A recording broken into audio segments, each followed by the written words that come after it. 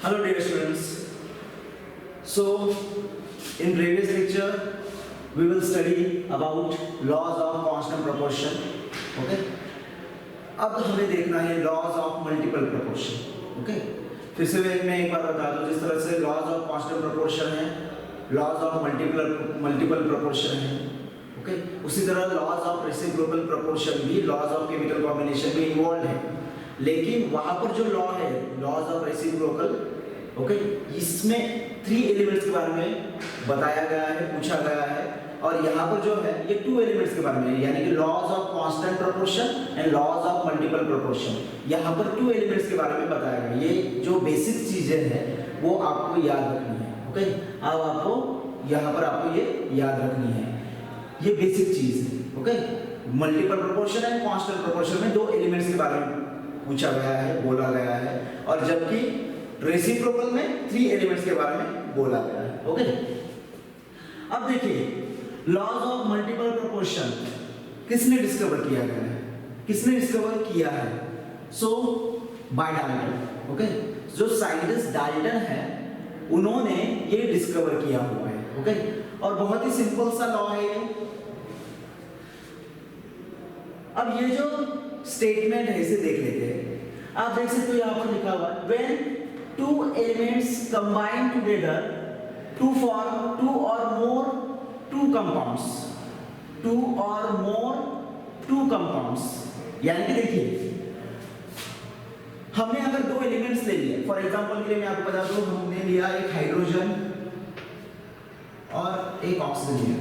When 2 elements combine together, यानी हमने 2 elements ले लिए, एलिमेंट्स ऑफ एन एटम ले लिए.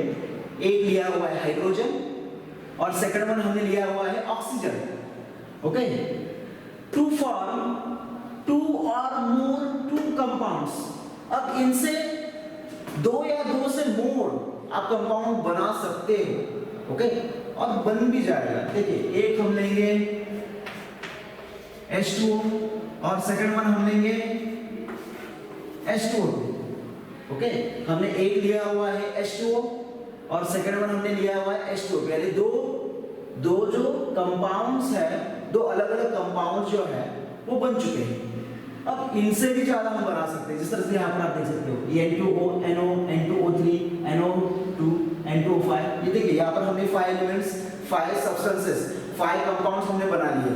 यानी कि 2, मिनिमम 2.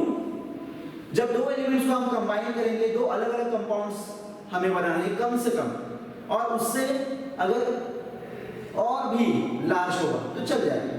ओके, सो कम से कम 2 और more than 2 compound. Okay, then 1 element combined with fixed mass of other. Then 1 element combined with fixed mass of other will do so in simple whole number ratio by mass. अगर इन 2 elements में से एक elements को हम अगर constant कर देंगे, यानी उनका जो मास है उस एलिमेंट का, किसी एक एलिमेंट का अगर मास हमने कांस्टेंट कर लिया, और जो अलग एलिमेंट है, बचा हुआ एलिमेंट है, उसका मास अगर कांस्टेंट नहीं होगा तो भी चल जाएगा. लेकिन कम से कम एक एलिमेंट का जो मास है उसे हमें कांस्टेंट रखना है, उसे हमें कांस्टेंट रखना है. सो जब आप उसे कांस्टेंट रखोगे, आप यहाँ पर देख लीजिए H2O वाटर, जहां पर हाइड्रोजन आइटम जो है वो 2 है. सो यहाँ पर ये जो इसका मास है वो है 2 ग्राम, और यहाँ पर ये जो H2O2 है, हाइड्रोजन पेरोक्साइड, यहाँ पर आप देख सकते हो यहाँ पर भी हाइड्रोजन 2 है, यानी कि यहाँ पर भी क्या है 2 ग्राम. अब आप देख सकते हो इन 2 अलग-अलग सब्सटेंसेस में, इन 2 अलग-अलग कंपाउंड्स में आप देख सकते हो यहाँ पर वाटर है और यहाँ पर हाइड्रोजन पेरोक्साइड है. इन दोनों में जो मास है ये दोनों भी कांस्टेंट है, यानी कि 2 ग्राम 2 ग्राम. वाटर में जो हाइड्रोजन यूज किया गया है वो भी 2 ग्राम का किया गया है, और जो हाइड्रोजन पेरोक्साइड में यूज किया गया है, जो मास फिक्स किया गया है वो भी 2 ग्राम ही है. यानी ये कांस्टेंट हो चुका है, यानी कि हमने एक एलिमेंट को कांस्टेंट कर लिया बाय मास. मास के हिसाब से हमने उसे कांस्टेंट कर लिया. अब बचा है ऑक्सीजन, सेकंड वन एलिमेंट बचा हुआ है ऑक्सीजन. अब आप यहाँ पर देख सकते हो यहाँ पर ये जो ऑक्सीजन एटम है ये है सिंगल यानी 1 यानी कि 16 ग्राम, और यहाँ पर आप देख सकते हो O2 यानी कि 2 ऑक्सीजन एलिमेंट्स है, यानी कि यहाँ पर बन जाएगा 32। ओके, यहाँ पर बन जाएगा 32। ओके, अब इन दोनों का रेशियो हम कैलकुलेट कर लेते हैं। यहाँ पर 2:16 और यहाँ पर 2:32।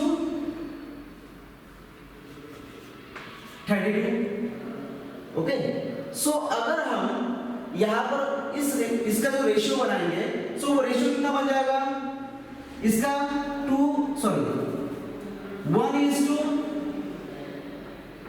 1:8 इसका बन जाएगा। अगर 2 से इसे हम डिवाइड कर लेंगे, 2 1 जा 2, 2 8 जा 16। ओके, सो यहाँ पर बन जाएगा रेशियो 1:8 जा 1:8। अब यहाँ पर हम फिर से 2 से डिवाइड कर लेते हैं, फिर यहाँ पर 2 1 जा 2 एंड 2 16 जा 32, यानी कि ये यहाँ पर बन चुका है ये रेशियो। अब यहाँ पर आप देख सकते हो, अगर आपने यहाँ पर ये कांस्टेंट रखा हुआ है, हाइड्रोजन जो एलिमेंट है उसका जो मास है वो अगर हमने कांस्टेंट रख दिया, यहाँ पर 1 है, यहाँ पर 1 है, सो जो सेकंड वन दिख रहा है आपको ऑक्सीजन जो यूज किया गया एलिमेंट है उसका जो मास है यहाँ पर आप देख सकते हो बाय मास, रेशियो बाय मास, यहाँ पर 8 है और यहाँ पर 16 है, यानी अगर आप इन्हें एक्चुअल देखोगे तो यहाँ पर 8 1 जा 8 और 8 2 जा 16, यानी 1:2 रेशियो बन रहा है। और ये सिंपल गोल नंबर रेशियो है बाय मास से ये सिंपल गोल नंबर रेशियो होगा। ओके, 1:2 ऑक्सीजन एलिमेंट का जो रेशियो बाय मास है वो सिंपल गोल नंबर है किसमें, वाटर और हाइड्रोजन पेरोक्साइड में, जबकि हमने वहां पर जो हाइड्रोजन एलिमेंट है उस हाइड्रोजन एलिमेंट का जो मास है वो हमने कांस्टेंट रखा हुआ है। ओके, सो यही है लॉज ऑफ मल्टीपल प्रोपोर्शन, यही है लॉज ऑफ मल्टीपल प्रोपोर्शन। अब आपकी बुक में ये दिया गया है और ये जो क्वेश्चन है ये नीट में पूछा गया है इससे पहले और सीईटी में भी पूछा गया है, तो इसे भी हम देख लेते हैं।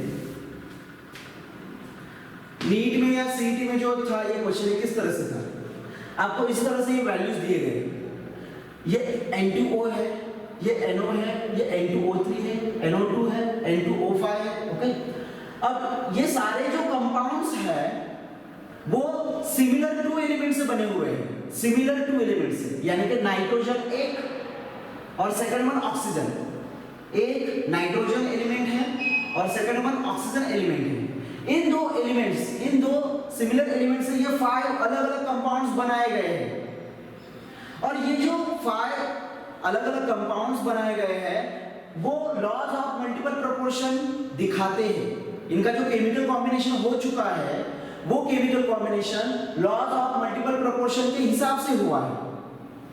सो करते हैं इसे प्रूव। ओके, सो आप यहां पर देख सकते हो, यहां पर नाइट्रोजन का दिया गया है, यहां पर ऑक्सीजन का दिया गया है, क्या मास 28 ग्राम, 16 ग्राम, 14 ग्राम, 16 ग्राम, 28 ग्राम, ऑक्सीजन 48 ग्राम, 28 32, 28 48, 14 32, 28 80, यानी उस कंपाउंड में जो एलिमेंट है उस एलिमेंट का जो मास है यहाँ पर दिया गया है। यहाँ पर नाइट्रोजन का मास लिखा हुआ है और यहाँ पर ऑक्सीजन का मास लिखा हुआ है। ओके, अब यहाँ पर देखिए इनका जो मास लिखा हुआ है अब वो कांस्टेंट यानी multiple simple whole number ratio by mass दिखाएगा, ये हमें प्रूव करना है।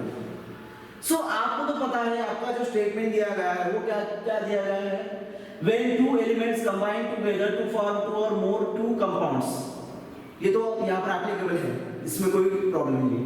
Then one element combined with fixed mass, one element combined with fixed mass। अब यहाँ पर थोड़ा सा डिफरेंस आ रहा है, आप देख सकते हो नाइट्रोजन भी यहाँ पर फिक्स मास में नहीं है, सारे के सारे 28 होने चाहिए या फिर सारे के सारे 14 होने चाहिए थे, लेकिन नहीं है। यहाँ पर सारे के सारे 16 होने चाहिए थे, या फिर सारे के सारे 48 होने चाहिए थे, या फिर सारे के सारे 32 होने चाहिए थे, या फिर सारे के सारे 80 होने चाहिए थे, लेकिन नहीं है। यानी कि कोई एक एलिमेंट जो है वो फिक्स्ड कांस्टेंट मास में नहीं है। ओके, हमें तो प्रूव करना है इस लॉ को अकॉर्डिंग टू दिस लॉ। सो हम प्रूव किस तरह से कर पाएंगे? तो हमें क्या करना है, यहां पर नाइट्रोजन लेना है,